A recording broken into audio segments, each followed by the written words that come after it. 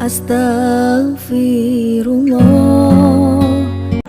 Alhamdulillah, wassalatu wassalamu ala rasulillah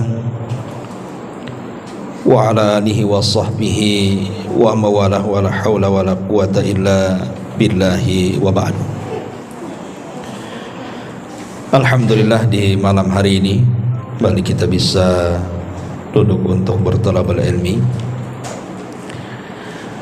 dan karena berhubungan sekarang sudah pertengahan Dzulqa'dah, artinya tinggal separuh bulan lagi kita masuk di bulan Dzulhijjah. Maka kajian tafsir kita ganti dengan tematik, di mana pembahasan yang kita akan bahas, pertama kita akan membahas tentang keutamaan bulan Dzulqa'dah itu sendiri. Kemudian selepas itu kita akan membahas keistimewaan bulan Dzulhijjah dan amalan-amalannya, dan yang terakhir baru kita bicara tentang keutamaan kurban dan hukum-hukumnya. Ma'asyiral muslimin yang dimuliakan Allah Subhanahu wa taala, kita tahu bahwa bulan Dzulqa'dah dengan bulan Syawal itu adalah bulan-bulan haji. Akan tetapi perbedaannya bulan Syawal dengan Dzulqa'dah, kalau Dzulqa'dah itu masuk pada satu di antara 4 bulan hurum, kalau Syawal itu bukan, tapi sama-sama bulan haji. Karena Allah mengatakan al-hajju ashhurun ma'lumat, haji itu adalah bulan-bulan yang sudah diketahui. Lah, bulan Dzulqa'dah sendiri adalah permulaan daripada bulan-bulan hurum. Karena bulan-bulan hurum kan ada 4, dimulai daripada bulan Dzulqa'dah yang kita sekarang berada di dalamnya. Kemudian setelah itu bulan Dzulhijjah, disusul dengan bulan Muharram. Artinya berturut-turut nih 3 bulan kita dihadapkan dengan Ashhurul Hurum, bulan-bulan mulia.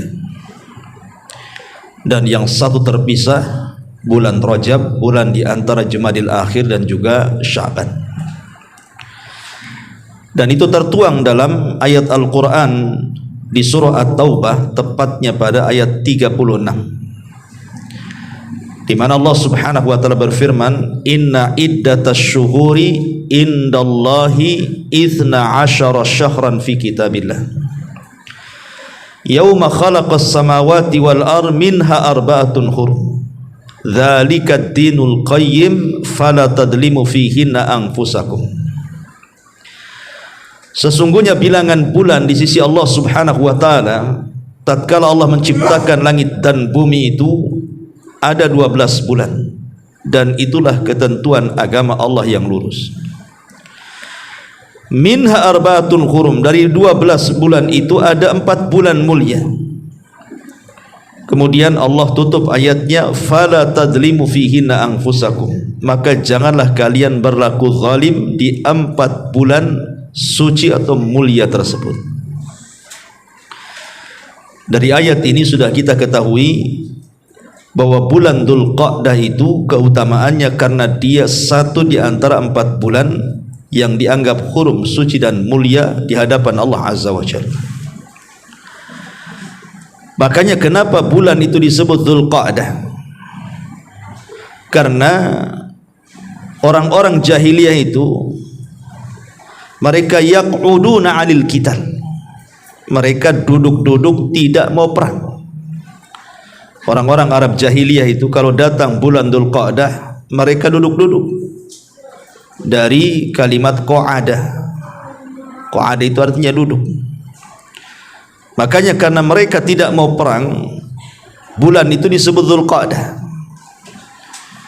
Sampai-sampai kalau seandainya ada seorang yang membunuh orang tua orang lain di hadapan dia, tuh pamannya, ibunya dibunuh atau bapaknya dibunuh, maka walaupun orang-orang jahiliyah itu di atas kesyirikan, mereka tidak mau balas dendam di bulan Dzulqa'dah. Kenapa? Karena mereka tahu bahwa itu bulan sakral, bulan dilarang tidak boleh perang. Itu di masa jahiliyah diagungkan. Lah di masa Nabi SAW diangkat menjadi Nabi dan Rasul pun diagungkan juga, bahkan dicantumkan dalam At-Taubah 36 tadi. Dan Nabi SAW kemudian menjelaskan dalam hadis yang sahih ketika berkhutbah di padang Arafah, di mana Nabi SAW mengatakan, inna zaman qad istadara alaikum kahayati yawma khalaqas samawati wal ardh. Sesungguhnya zaman atau waktu itu berputar kepada kalian sejak Allah menciptakan langit dan bumi. Kemudian di ujung hadis Rasul mengatakan, minha arba'atun hurum salasatun mutawaliyatun dzulqa'dati wa dzulhijjati wal muharram war rajabul mudhar bainal jumada wa sya'ban. Kemudian Rasul memerinci tentang 4 bulan yang dianggap suci dalam At-Taubah 36 itu. Rasul mengatakan 3 bulan letaknya berturut-turut dan 1 terpisah, Dzulqa'dah, Dzulhijjah dan Muharram. Kemudian disusul dengan Rajab, Mudhar. Kenapa disebut Mudhar? Mudhar itu kabilah di zaman jahiliyah, mereka sangat mengagungkan bulan Rajab. Adapun kabilah-kabilah yang lainnya terkadang mereka tidak mengagungkan bulan Rajab. Makanya kemudian karena pengagungan kabilah Mudhar kepada bulan Rajab, makanya Rasul mengaitkan Rajab Mudhar yang terletak di antara Jumadil Akhir dan bulan Sya'ban. Dan di sini kita tahu bahwa keistimewaan bulan Dzulqa'dah karena dimuliakan sejak zaman jahiliyah dan setelah Islam dan sampai hari ini, bahkan sampai kiamat dibangkitkan. Taib, ma'asyiral muslimin yang dimuliakan Allah Subhanahu wa taala. Secara umum ya, di dalam surah At-Taubah yang tadi saya baca ada larangan keras. Tidak boleh seseorang itu melakukan kezaliman di 4 bulan yang sangat istimewa ini, termasuk juga bulan Dzulqa'dah. Makanya Allah mengatakan, fala tadlimu fihinna anfusakum, jangan kalian berlaku zalim di 4 bulan yang suci itu. Kenapa demikian? Al-Imam Qatadah seorang ahli tafsir, beliau memberikan catatan, di mana orang yang melakukan kezaliman di bulan Dzulqa'dah, Dzulhijjah, Muharram dan bulan Rajab, maka dosanya akan dilipat gandakan dibandingkan dia melakukan dosa di bulan-bulan yang lainnya. Begitu juga orang yang melakukan perbuatan baik, maka pahalanya akan dilipat gandakan dibandingkan ia melakukan di bulan-bulan yang lainnya. Kenapa? Karena saya contohkan dosa zina. Orang berzina di bulan Dzulqa'dah dengan orang berzina di bulan Syawal sama-sama dosa besar. Tetapi dosa zina di bulan Dzulqa'dah jauh lebih besar. Kenapa? Karena dia berzina di bulan yang dimuliakan. Walaupun sama-sama dosa besar tuh. Jadi menjadi lipatan dosanya itu karena melakukan maksiat di bulan yang dimuliakan, makanya dilipat gandakan. Sama orang sedekah di bulan Syawal dengan orang sedekah di bulan Dzulqa'dah, sama-sama pahala sedekah. Tetapi sedekah di bulan Dzulqa'dah jauh lebih istimewa dibandingkan sedekah di bulan Syawal. Kenapa? Karena sedekah di bulan mulia. Itulah di antara keistimewaannya. Secara umum disebutkan para ulama. Adapun secara khusus memang tidak ada. Tidak ada di bulan Dzulqa'dah itu salat malam khusus, puasa khusus, sedekah khusus gitu ya, baca Quran khusus, tidak ada. Tapi secara umum orang yang melakukan kebaikan dan amal saleh di bulan Dzulqa'dah itu pahalanya dilipat gandakan karena dia melakukan amal saleh di bulan yang Allah katakan hurum, penuh dengan kemuliaan. Walaupun bulan Dzulqa'dah ini tidak ada keistimewaan secara khusus, maksudnya amalan secara khusus, tetapi Dzulqa'dah juga banyak sejarah. Banyak sejarah, baik sejarah zaman dulu dari kalangan para nabi ataupun sejarah di zaman Nabi SAW itu sendiri.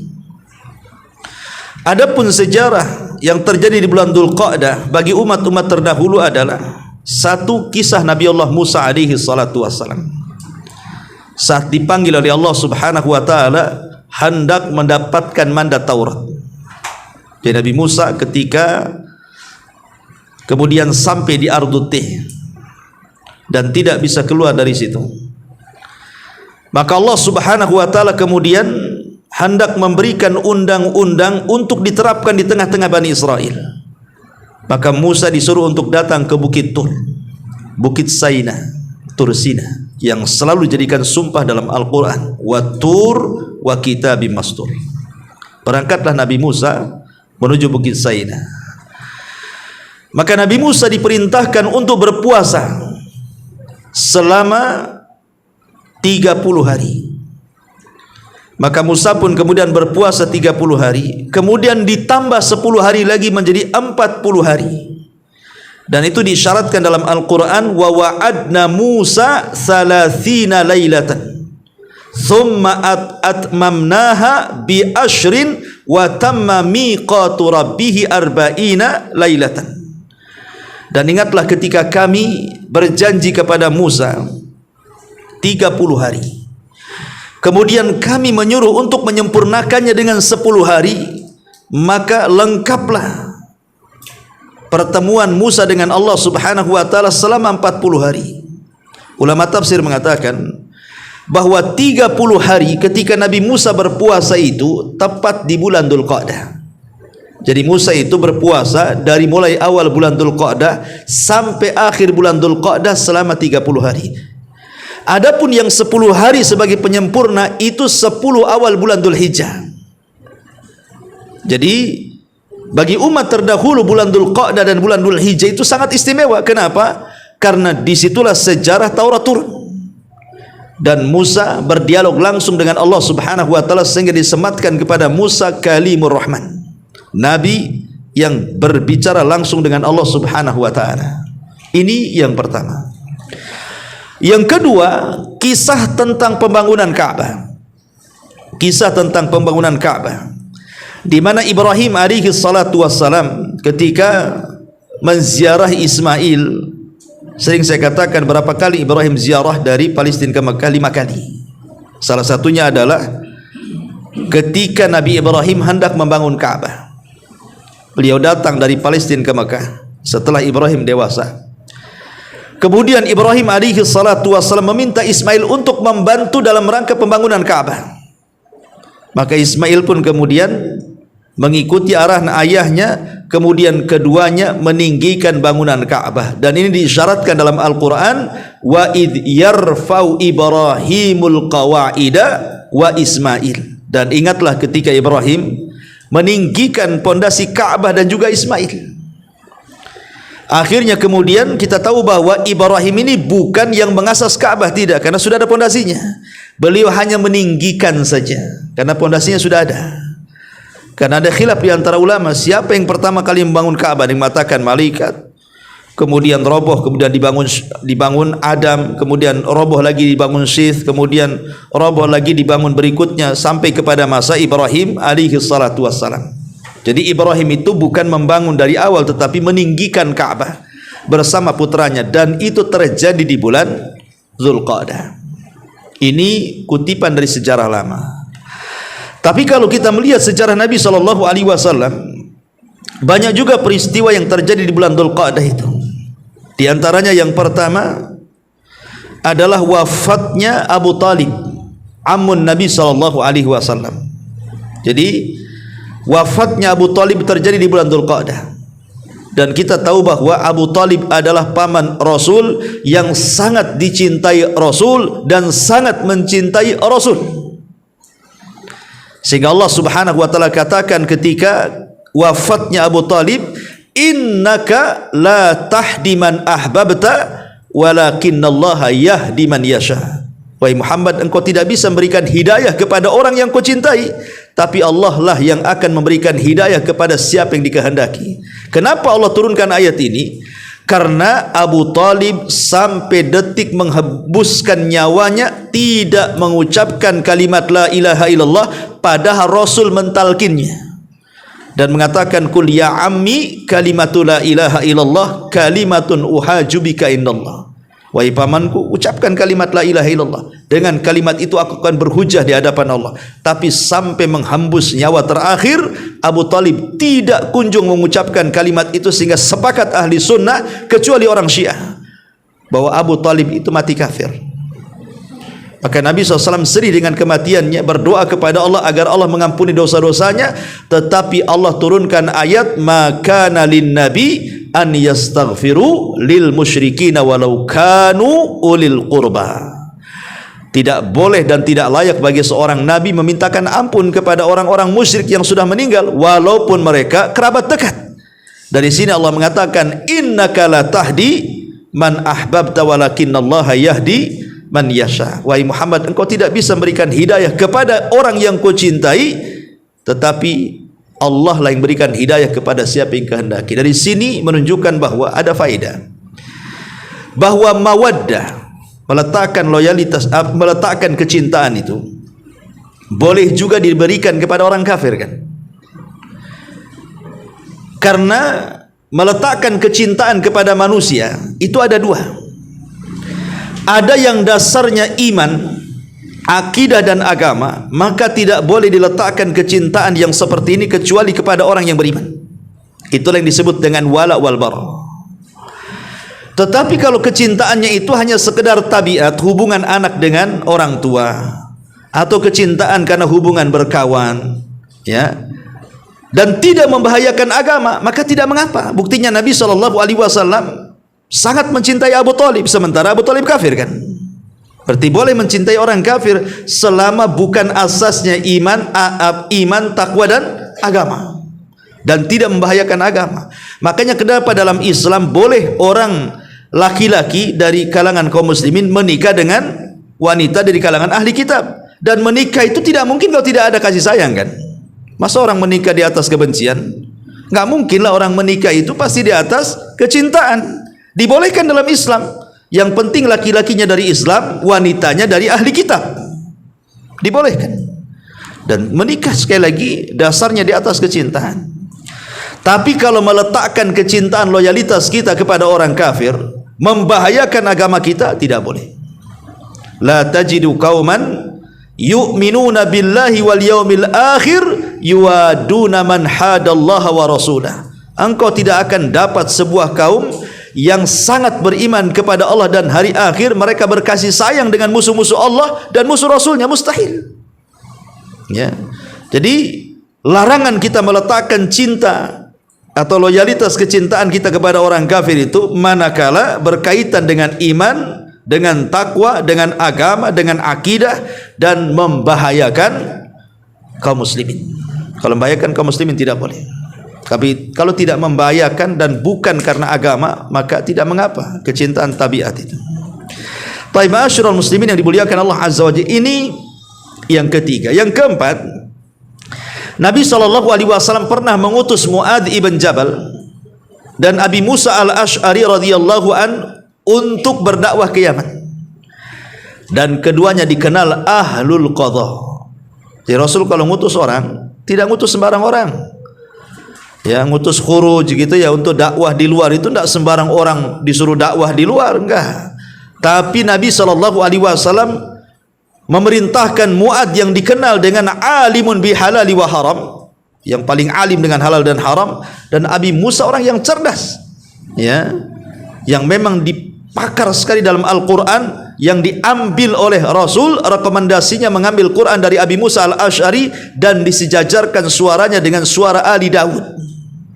Jadi orang-orang cerdas yang dikirim Rasul ke Yaman itu ahli qadha, memang pakarnya dalam memutuskan sesuatu, dan keduanya lah yang menyebabkan penduduk Yaman mendapatkan hidayah Allah Subhanahu wa taala, dan sekarang Yaman menjadi negara Islam. Ya, itu berkat Mu'adz bin Jabal radhiyallahu an dan Abi Musa al-Ash'ari, dan itu pengutusan terjadi di zaman di bulan Dzulqa'dah. Ini yang keempat. Kemudian yang kelima, peristiwa di bulan Dzulqa'dah juga adalah terjadi umrah. Nabi SAW melakukan umrah itu berapa kali? 4 kali. Yang 3 di bulan Dzulqa'dah, yang 4 di bulan Dzulhijjah. Ya. Jadi Nabi SAW melakukan umrah sekali lagi. Beliau melakukan umrah sebanyak 3 kali. Sebanyak 4 kali. Yang 3 terjadi semuanya di bulan Dzulqa'dah. Adapun rinciannya, ma'asyiral muslimin yang dimuliakan Allah Subhanahu wa taala. Pertama, umrah terjadi disebut dengan umrah Hudaybiyah. Umratu Hudaybiyah. Jadi Nabi SAW tepat pada tahun ke-6 Hijriah. Jadi 6 tahun menetap di Madinah. Jadi namanya para sahabat itu juga rindu ingin melakukan umrah. Yang biasa mereka lakukan di zaman jahiliyah tentu umrah ala jahiliyah. Setelah kemudian mereka masuk Islam, tentu syariatnya akan berbeda dan caranya akan berbeda. Jadi mereka rindu juga, selain rindu kampung halaman, mereka juga rindu ingin melakukan umrah tawaf di Baitullah Al-Haram. Akhirnya Nabi SAW mengajak para sahabat Nabi SAW untuk berangkat. Ada yang mengatakan jumlahnya 1,400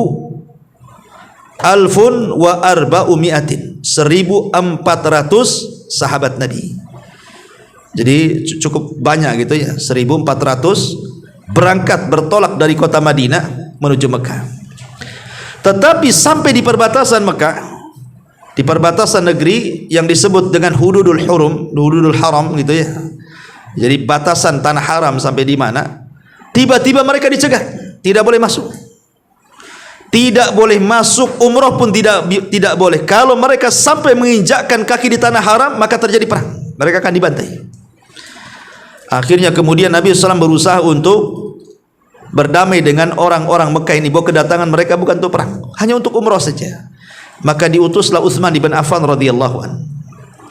Tapi kemudian Utsman malah dihabarkan dibunuh. Maka di sini terjadi yang disebut dengan pembaiatan. Nabi SAW membaiat atas darah Utsman. Rasul tahu Utsman itu tidak terbunuh. Cuma Nabi SAW ingin menguji kesetiaan para sahabat. Mau enggak berperang demi saudaranya Utsman ibn Affan radhiyallahu an.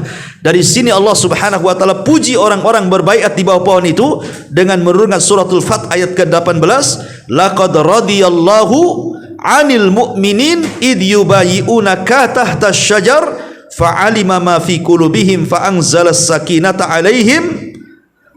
Kemudian Allah mengatakan wa athbatahu fa'anzalallahu sakinata 'alaihim wa athbatahum fathan qariba. Dan sungguh Allah Subhanahu wa taala sangat ridha dengan orang-orang yang beriman saat mereka berbaiat di bawah pohon. Maka Allah tahu di hati-hati mereka, maka Allah turunkan ketenangan kepada mereka, wa asabahum fathan qariba. Dan Allah janjikan kepada mereka kemenangan yang dekat. Wa asabahum fathan qariba. Artinya ini dijanjikan bahwa kelak kemenangan itu akan datang kepada kaum muslimin, walaupun sekarang ini mereka terdesak gitu ya. Sehingga terjadi perjanjian yang disebut dalam sejarah dengan perjanjian Hudaybiyah, dan itu terjadi di bulan Dzulqa'dah. Ini umrah yang pertama, disebut umrah Hudaybiyah, tapi tidak jadi. Tidak jadi karena tidak bisa masuk, berakhir dengan perjanjian. Lah dalam perjanjian Hudaybiyah itu tertuang mereka boleh umrah tahun depannya, yang disebut dengan umratul qadha. Dan umrah qadha pun terjadi pada tahun ke-7 Hijriahnya. Itu pun mereka bertolak dari bulan Dzulqa'dah. Ya, umratul qadha namanya. Ya. Ma'asyiral muslimin yang dimuliakan Allah Subhanahu wa taala. Baru kemudian umrah yang ketiga namanya umrah Ji'ranah setelah perang Hunain. Setelah perang Hunain, maka Nabi SAW kemudian bertolak ke Mekah untuk umrah yang disebut dengan umrah Ji'ranah itu.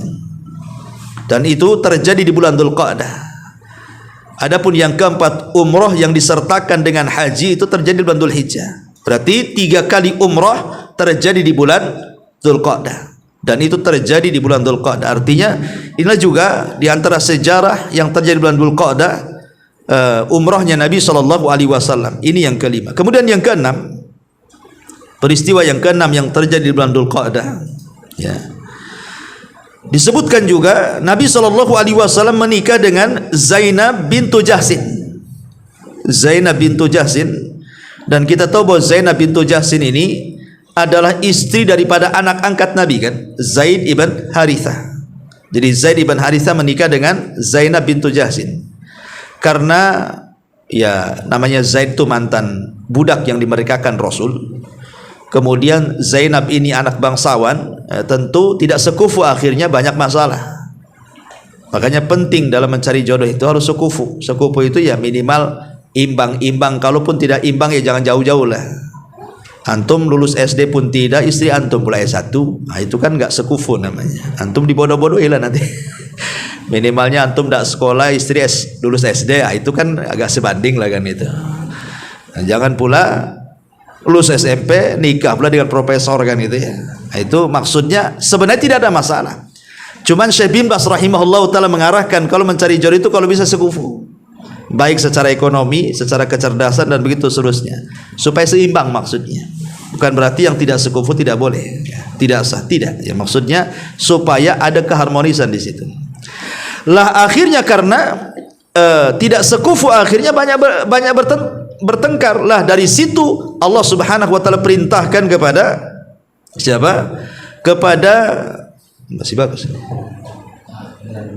Hah? Tes. Masih. Sama aja. Perasaan sama aja ya. Sama, aduh Pak Zul ini. Baik. Akhirnya kemudian Allah Subhanahu wa taala memerintahkan Rasul agar Zaid menceraikan istrinya Zainab. Setelah habis masa iddahnya, tiba-tiba Allah perintahkan Rasul untuk menikahi bekas istri anak angkatnya, Zainab bintu Jahsin. Kenapa? Kok Rasul menikahi bekas istri anak angkat dia yang melamarkan Zainab untuk Zaid? Tiba-tiba Allah merintahkan untuk bercerai. Setelah habis masa iddahnya Allah perintahkan Rasul malah menikahi Zainab, bekas mantan istri anak angkatnya tuh. Para ulama mengatakan kenapa Rasul sampai menikahi Zainab? Untuk membatalkan tradisi jahiliyah, bahwa mereka menyamakan antara anak angkat dengan anak kandung. Beda anak angkat dengan anak kandung dalam Islam. Anak angkat istrinya bukan mahram, tapi kalau anak kandung istrinya mahram walaupun sudah dicerai, yang disebut dengan mahram mu'abbad namanya ya. Pamannya antum punya anak laki-laki menikah, anak laki-laki antum anak kandung, kemudian menikah dengan anak antum, kemudian cerai, antum tidak bisa menikahi bekas istri anak kandung. Kenapa? Karena dia disebut mahram mu'abbad. Lain kalau antum punya anak angkat kemudian menikah dengan wanita, kemudian cerai, antum boleh mengambil bekas istrinya. Ya, karena anak angkat itu tidak ada hubungan mahram, tidak ada hubungan wali, tidak ada hubungan waris. Dia orang lain, hanya kebaikan kita aja mengangkat dia. Dia orang lain sebenarnya. Jadi hendak membatalkan tradisi ini. Lah pernikahan Nabi SAW dengan Zainab bintu Jahsin terjadi di bulan Dzulqa'dah. Makanya Zainab itu sangat berbangga dengan istri-istri yang lainnya dari istri Rasul dan mengatakan kalian dinikahkan oleh wali-wali kalian, sementara aku dinikahkan dari 7 lapis langit sana. Allah yang menikahkan aku katanya. Karena atas perintah Allah kan itu. Zainab menikah dengan Nabi SAW. Ma'asyiral muslimin yang dimuliakan Allah Subhanahu wa taala, termasuk juga beberapa peristiwa dalam sejarah perang Qadisiyah gitu ya, menaklukkan beberapa kota seperti perang Baisan, perang Furad yang dipimpin Khalid bin Walid, dimenangkan ketika melawan orang-orang Romawi. Dan itu peristiwa setelah Nabi SAW, tidak perlu saya kisahkan. Intinya bahwa bulan Dzulqa'dah itu bulan bersejarah. Dan tentu sejarah itu bukan hanya sekedar enak diceritakan atau enak didengar, tidak. Ya, karena sejarah itu bukan dongeng, tapi sejarah itu ya sejarah. Harus diambil ibrah dan pelajaran, karena setiap perjalanan sejarah orang-orang dulu baik sebelum Nabi atau di zaman Nabi SAW ataupun para ulama salafus saleh, itu ada pelajaran berharga yang bisa kita petik dalam kehidupan kita. Ini kalau kita bicara bulan Dzulqa'dah. Baik, kita masuk pada bulan Dzulhijjah. Ma'asyiral muslimin yang dimuliakan Allah Azza wa Jalla, bulan Dzulhijjah ini adalah bulan termulia dari 4 bulan hurum. Tadi saya katakan bulan hurum ada 4 ya. Dzulqa'dah, Dzulhijjah, Muharram dan Rajab. Yang paling mulia dari 4 bulan hurum itu adalah bulan Dzulhijjah. Kenapa? Karena di situ ada sumpah Allah.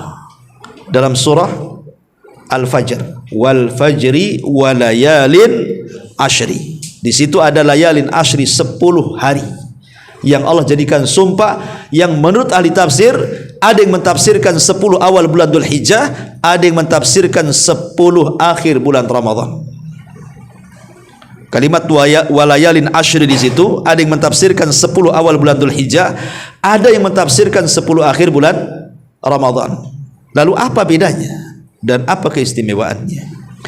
Kalau bicara malam, maka 10 akhir Ramadan lebih afdal dibandingkan 10 awal bulan Dzulhijjah. Itu kalau cerita malam. Kenapa? Karena di malam 10 akhir Ramadan ada Lailatul Qadar. Dan di 10 awal bulan Dzulhijjah tidak ada Lailatul Qadar. Tapi kalau dilihat siangnya, maka 10 awal bulan Dzulhijjah jauh lebih istimewa dibandingkan 10 akhir Ramadan. Kenapa demikian? Karena kata Al-Hafidz Ibnu Hajar rahimahullahu taala, tidak ada di 10 akhir Ramadan yang ada di 10 awal bulan Dzulhijjah dari kesempurnaan rukun Islam. Rukun Islam ada 5: syahadat, salat, zakat, puasa, haji. Dan itu bisa dilakukan di 10 awal bulan Dzulhijjah. Tapi di 10 akhir Ramadan tidak bisa dilakukan. Di 10 awal bulan Dzulhijjah kita bisa bersyahadat, kita bisa salat, kita bisa puasa, kita bisa haji. Ya.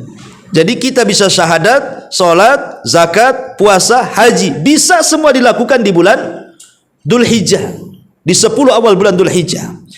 Adapun di 10 akhir Ramadan tidak bisa kita melaksanakan haji. Syahadat bisa, salat bisa, zakat bisa, puasa bisa, tapi haji tidak bisa. Kalau haji di 10 akhir Ramadan, antum haji sendirian lah, keliling-keliling di sana nggak ada kawan. Tapi kalau haji di awal bulan Dzulhijjah, di 10 awal bulan Dzulhijjah, maka akan rame-rame itu.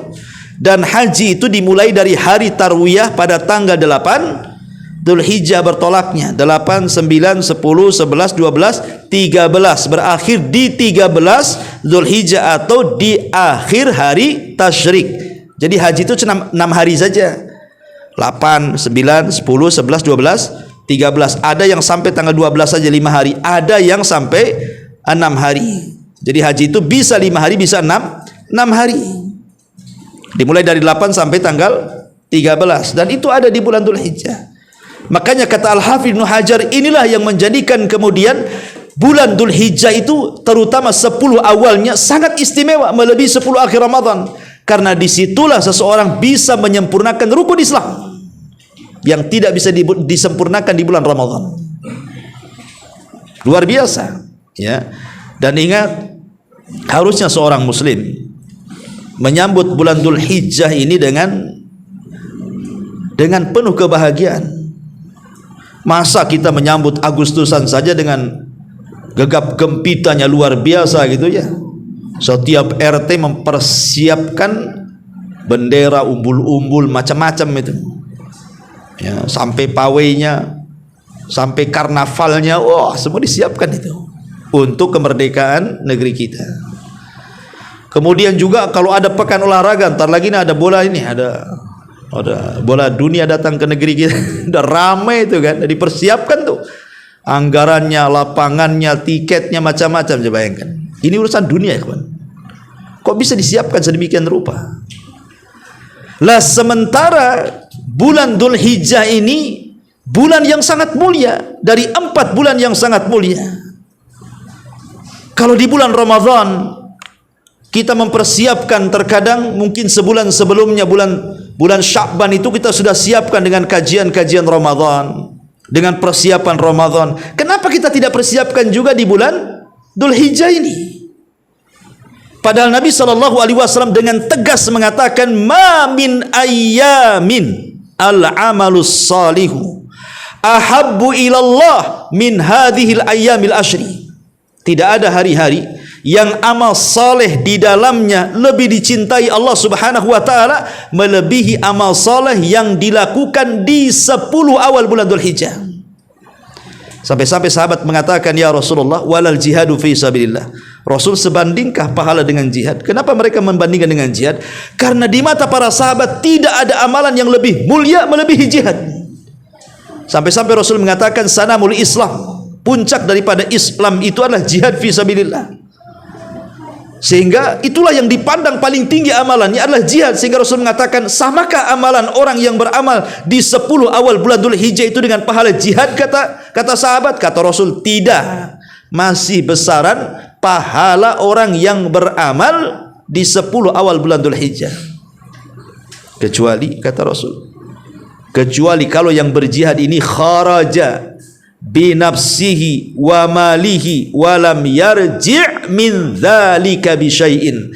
Kecuali kalau orang yang jihad itu dia bawa seluruh hartanya, dia habiskan seluruh hartanya dan dia serahkan jiwanya, alias syahid dan tidak pernah kembali ke rumahnya, baru sebanding. Dan rata-rata orang yang jihad tidak mungkin bawa harta, karena hartanya untuk orang-orang yang ditinggalkannya, kan itu ya. Jarang orang jihad itu bawa harta. Kalaupun bawa harta mungkin sedikit. Tetapi yang membawa harta, semua hartanya dilenyapkan untuk fisabilillah dan jiwanya juga diserahkan kepada Allah Azza wa Jalla, itu jarang. Lah kalau seandainya kemudian orang yang berjihad ini membawa seluruh hartanya dan raganya dan jiwanya, kemudian tidak pernah kembali alias syahid, baru sebanding. Baru sebanding itu pahalanya. Jadi kalau orang baca Quran di 10 awal bulan Dzul Hijjah sebanding dengan orang yang jihad membawa harta dan jiwanya dan tidak pernah kembali ke rumahnya. Kalau orang bersedekah di awal bulan Dzul Hijjah tanggal 1 sampai tanggal 10, maka pahalanya sebanding dengan orang yang jihad membawa harta dan jiwanya dan tidak pernah kembali. Sebutkan amal apapun yang antum lakukan dari tanggal 1 sampai tanggal 10 bulan Dzul Hijjah, pahalanya sama dengan orang yang jihad membawa harta dan jiwa dan tidak pernah kembali ke rumahnya. Kan istimewa, ikhwan. Harusnya bulan seistimewa ini kita sambutlah, kan itu. Harusnya hadis ini antum pampang gitu. Kalau bisa ambil percetakan, buat baleho, taruh nih di mana-mana nih, di jalan-jalan itu. Jangan gambar anggota calon-calon caleg saja. Kita buat juga kayak gitu, biar mengingatkan keistimewaan bulan Dzul Hijjah. Harusnya kan seperti itu seorang muslim itu menyambut keistimewaan bulan Dzul Hijjah ini, karena tidak ada di bulan lainnya masalahnya, hanya ada di bulan Dzul Hijjah. Lah ma'asyiral muslimin yang dimuliakan, sebagaimana bulan Dzul Qa'dah juga banyak sejarah, lah bulan Dzul Hijjah juga banyak sejarah yang ditorehkan dalam kitab-kitab sejarah. Apa saja? Pertama, sejarah di bulan Dzul Hijjah adalah terjadinya sebelum Rasul diangkat jadi Nabi, Nabi SAW keluar untuk dagang kedua kalinya. Ketika dia masih status bujang, belum menikah dengan Khadijah dan masih bekerja sama dengan Khadijah, Rasul keluar dagang kedua kali dari modal Khadijah, yang ketika itu ditemani oleh pembantu laki-lakinya Khadijah namanya Maisarah. Maka Rasul SAW keluar di bulan Dzul Hijjah itu. Ini peristiwa yang pertama. Justru dalam peristiwa inilah yang akhirnya Khadijah jatuh cinta kepada Rasul. Karena Rasul mengatakan kepada Maisarah, catat segala sesuatu yang kau lihat dari Muhammad itu. Akhirnya kemudian dicatat semuanya, dari ucapannya, dari perbuatannya, dari muamalahnya, termasuk keanehan-keanehan ditemukan di jalan oleh Maisarah dilaporkan kepada Khadijah. Sejak itulah tumbuh kecintaan Khadijah dan ingin menikah dengan Nabi SAW. Ini terjadi di peristiwa di bulan Dzul Hijjah. Yang kedua, Bai'at Aqabah yang kedua. Bai'at Aqabah yang kedua, di mana di antaranya di dalamnya ada As'ad ibn Zurarah, ada Rafi ibn Malik, ada Sa'ad bin Ubadah, ada Sa'ad bin Rabi, ada Bara ibn Ma'rur, ada Mungdir ibn Amr, ada Abdullah ibn Rawaha, ada Abdullah ibn Amr ibn Haram, dan juga ada Ubadah ibn Samit. Jadi ya sekitar 3 pembesar dari Aus, Usaid ibn Hudair, Sa'ad ibn Khaitham, dan Rifa ibn Abdul Mungdir.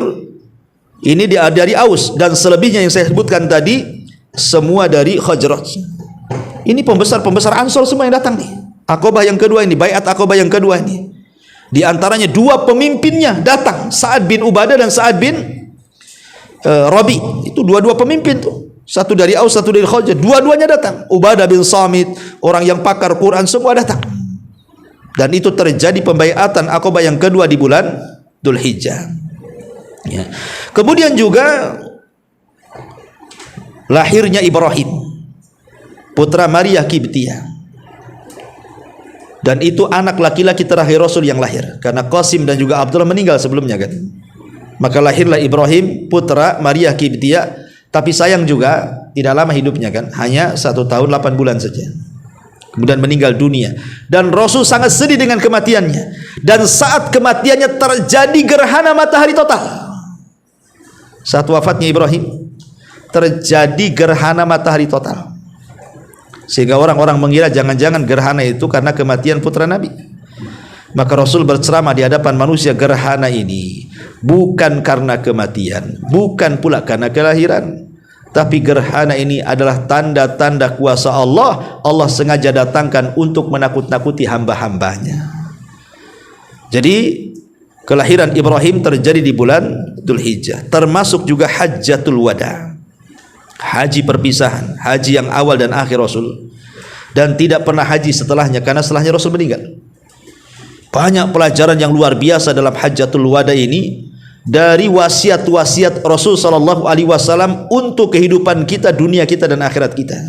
Dan itu terjadi pada bulan Dzulhijjah, Hajjatul Wada. Termasuk juga hajinya Khalifah Abu Bakar Siddiq radhiyallahu anhu sebelum hajinya Rasul. Kan sebelumnya Abu Bakar dulu suruh haji, baru tahun depannya Nabi sallallahu alaihi wasallam. Itu pun terjadi di bulan Dzulhijjah. Termasuk juga dipilihnya Utsman menjadi khalifah. Dipilihnya Utsman menjadi khalifah itu pun terjadi di bulan Dzulhijjah. Termasuk wafatnya juga Utsman di bulan Dzulhijjah. Dikepungnya Utsman oleh pasukan Sabaiyah, kemudian berakhir dengan mati syahid pun di bulan Dzulhijjah. Ada yang mengatakan seperti itu. Kemudian juga wafatnya Muawiyah ibn Abi Sufyan itu terjadi di bulan Dzulhijjah. Termasuk meninggalnya Umar ibn al-Khattab di tangan Abi Lu'lu al-Majusi itu pun terjadi di bulan Dzulhijjah ya. Dan banyak lagi peristiwa-peristiwa yang terjadi di bulan Dzulhijjah. Lalu apa amalan-amalan yang harus kita lakukan selama bulan Dzulhijjah? Kalau kita tadi tahu bahwa bulan Dzulqa'dah tidak ada amalan khusus ya. Bulan Dzulqa'dah tidak ada amalan khusus. Artinya semua amal apapun dianggap baik dan dilipat gandakan pahalanya. Tapi di bulan Dzulqa'dah ini ada amalan-amalan yang khusus yang dilakukan Nabi sallallahu alaihi wasallam. Seperti yang pertama, puasa.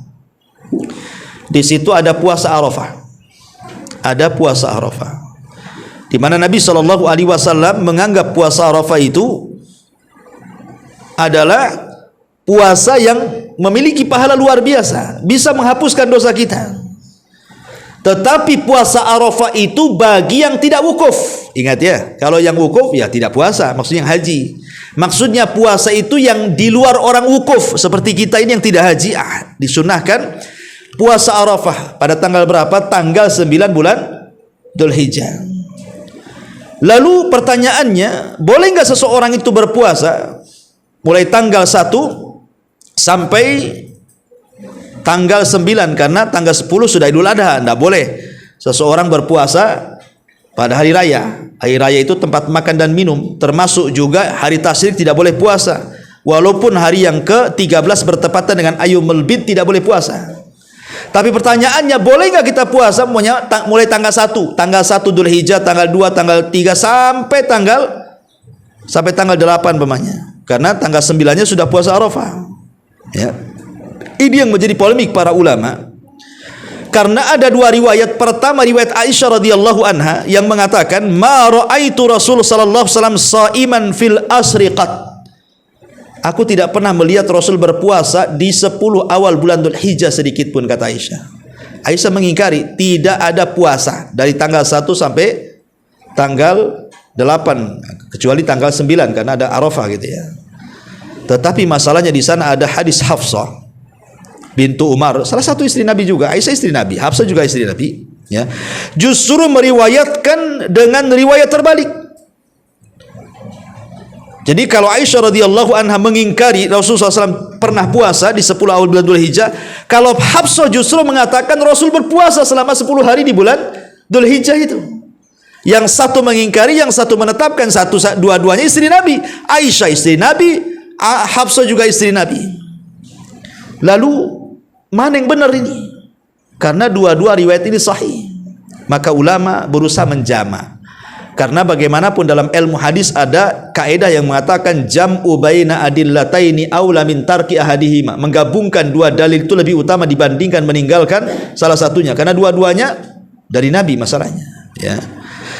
Maka yang pertama, kalau ada pertentangan yang satu menetapkan dan yang satu menolak, maka yang menetapkan lebih utama dibandingkan yang menolak. Al-muthbit muqaddam ala nafi. Ya, itu kaidah usul. Yang menetapkan lebih utama dibandingkan yang menolak. Yang menetapkan hadisnya Ummu Salamah. Sementara hadis Aisyah yang menafikan, berarti kita lebih mendahulukan hadis hadis Hafsah ataupun hadis Ummu Salamah radhiyallahu anha daripada hadis Aisyah ummul mukminin radhiyallahu anha.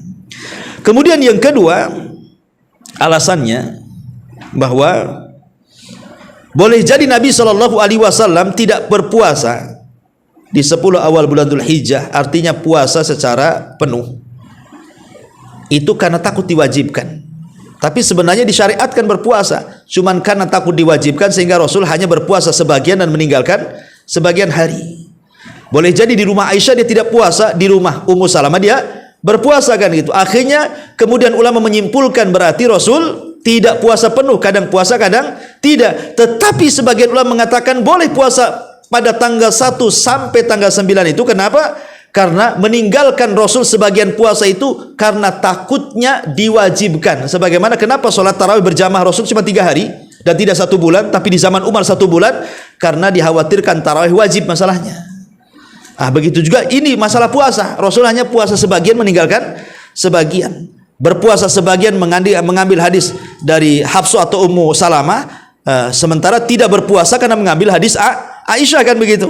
Tapi boleh jadi tidak puasanya Rasul karena tidak takut diwajibkan. Kalau tidak takut diwajibkan, tentu sudah Rasul itu paling semangat ibadah, pasti dia akan puasa selama itu. Ya, ini juga jawaban yang kedua. Kemudian jawaban yang ketiga, boleh jadi hadis Aisyah radhiyallahu anha itu dibawa kepada adanya hajat Rasul sehingga tidak puasa. Boleh jadi ketika itu Rasul sedang sakit di rumah Aisyah sehingga tidak puasa. Maka Rasul Aisyah mengatakan seperti itu. Atau karena ada perkara lain sehingga Rasul tidak puasa, kemudian Aisyah mengatakan seperti itu. Berbeda juga dengan hadis Ummu Salamah dan hadis Hafsah yang menetapkan adanya puasa. Intinya bahwa kalau kita hendak menjama dari dua hadis ini, yang satu menetapkan, yang satu menafikan, maka kita boleh berpuasa dengan cara menyeling. Kadang puasa, kadang tidak. Gitu mungkin cara bijaknya kalau ingin mengamalkan dua riwayat ini. Ini juga termasuk kekhususan ibadah yang dianjurkan dalam Islam di 10 awal bulan Dzulhijjah, al-asyam, puasa. Kemudian yang kedua, at-tahlil wat takbir wat tasbih wat tahmid. Memperbanyak tahlil la ilaha illallah, memperbanyak tahmid alhamdulillah, memperbanyak takbir Allahu akbar, dan memperbanyak tasbih subhanallah. Jadi kita boleh, dan takbir itu ada dua ya, ada takbir mutlak, ada takbir muqayyad. Allahu akbar, Allahu akbar, Allahu akbar, la ilaha illallah, Allahu akbar walillahil hamd. Lah ini takbir seperti ini ada dua macam, ada yang sifatnya mutlak, ada sifatnya muqayyad. Yang sifatnya mutlak antum bisa lakukan di 10 awal bulan Dzulhijjah, mulai tanggal 1 boleh antum sudah bertakbir itu. Nah itu takbir mutlak itu namanya. Boleh di rumah, boleh di jalan, boleh di pasar, boleh di mana-mana, seperti yang dilakukan Ibnu Umar dan juga sahabat-sahabat yang lainnya bertakbir secara mutlak sampai menggema Mina dengan takbirnya. Tapi ada takbir muqayyad ketika berada di tanggal 10, tepatnya di Idul Adha. Nah, itu ada takbir namanya disebut takbir muqayyad, terikat, di mana seorang bertakbir setelah sholat subuh sampai khatib naik mimbar, atau setelah hari tasriknya dari tanggal 11, 12 dan 13 bertakbir setelah sholat wajib ya 5 kali. Itu disebut takbir muqayyad namanya. Jadi boleh dua-duanya, takbir mutlak dari tanggal 1, takbir muqayyad ketika Idul Adha dan hari tasyrik. Ini juga diantara ibadah khusus. Kemudian juga ibadah khusus yang ketiga, al-udhiyah, kurban, yang kita akan bahas nanti. Kurban adalah ibadah khusus juga, dilakukan di Idul Adha dan hari-hari tasyrik. Dan riwayat-riwayat tentang keutamaan kurban itu memang semuanya lemah, tidak ada yang sahih. Riwayat-riwayat tentang keutamaan kurban hampir secara keseluruhan itu lemah. Sebagiannya ada yang matruk, ada yang maudhu, ada yang lemah. Pokoknya banyak yang lemah. Yang sahih itu cuman sedikit sekali. Yang disahihkan oleh para ulama, seperti yang disahihkan oleh Syekh Nasiruddin Al-Albani rahimahullahu taala. Kata Nabi SAW, tidak ada hari-hari yang lebih istimewa. Ma min amal ibni Adam, tidak ada amalan bagi Bani Adam. Yauman nahari, amalan pada hari Idul Adha, sebuah amalan ahabbu ilallah, yang lebih dicintai Allah, min hiraqati damin, daripada mencucurkan darah hewan kurban. Wa inna dama la yaqa'u minallahi bimakanin qabla an yaqa 'alal ar, dan darah sebelum netes ke bumi sudah sampai dulu kepada Allah. Wa innahu la ya'ti yaumal qiyamah bikuruniha wa adlafiha wa ash'ariha fatibu biha nafsan, dan pada hari kiamat kurban itu akan datang lengkap dengan tanduknya, dengan kulitnya, dengan bulunya, maka bersihkanlah niat Anda. Ini hadis yang disahihkan oleh Syekh Nasiruddin Albani rahimahullahu taala. Selebihnya hadis-hadisnya banyak yang lemah. Nanti saya akan sebutkan ketika membahas tentang hukum-hukum kurban. Nah, kita akan mengambil poin dikit saja bahwa kurban ini ibadah khusus. Makanya dari sekarang kita sudah mengumpulkan dana. Ingat bahwa harta kita bukan milik kita, milik Allah. Harta saya, harta antum, harta siapapun itu milik Allah, ikhwan. Rumah kita loh milik Allah, uang kita milik Allah, apartemen kita milik Allah. Kalau yang punya kekayaan semua milik Allah. Allah hanya minta setiap tahun itu bersyukur. Ya, dengan cara apa? Berkurban. Tidak bisa dengan unta dengan sapi, tidak bisa dengan sapi dengan kambing.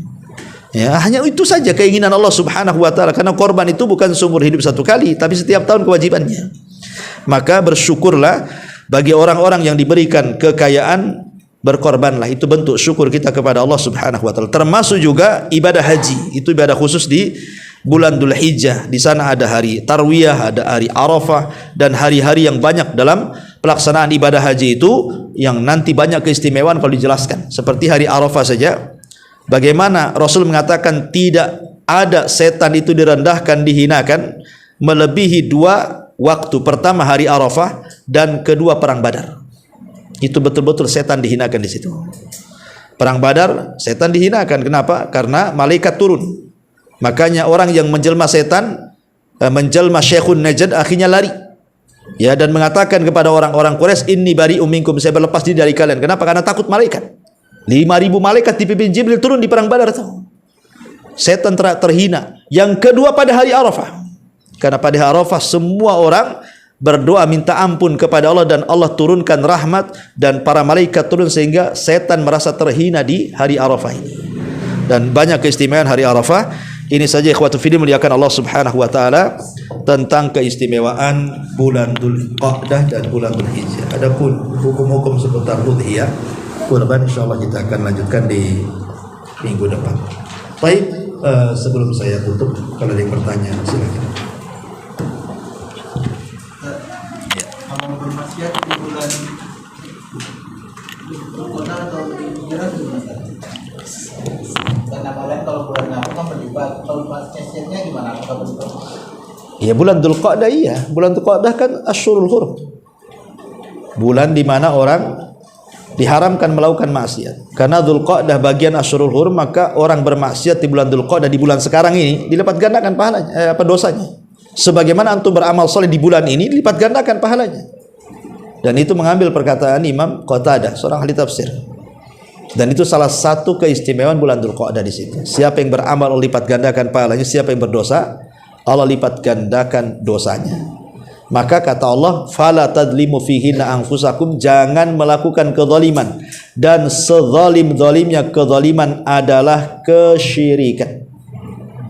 Jangan melakukan kesyirikan di bulan Dzul Qa'dah, di bulan Dzul Hijjah, di bulan Muharram ataupun bulan Rajab. Itu dosanya lipat gandakan. Ataupun melakukan bid'ah, atau melakukan kabair, dosa-dosa besar. Ya, seperti ghibah, berdusta, minum khamar, mencuri, membunuh dan yang lain sebagainya. Ya. Jadi itu salah satu dari keistimewaan bulan Dzulqa'dah adalah orang yang melakukan dosa dilipat gandakan dosanya dan orang yang melakukan amal soleh dilipat gandakan amal solehnya. Wallahu a'lam. Baik, sampai di sini. Subhanallah hamdika, asyhadu an la ilaha illa anta, astaghfiruka wa atubu ilaik. Allahu ta'ala alam. Assalamualaikum warahmatullahi wabarakatuh.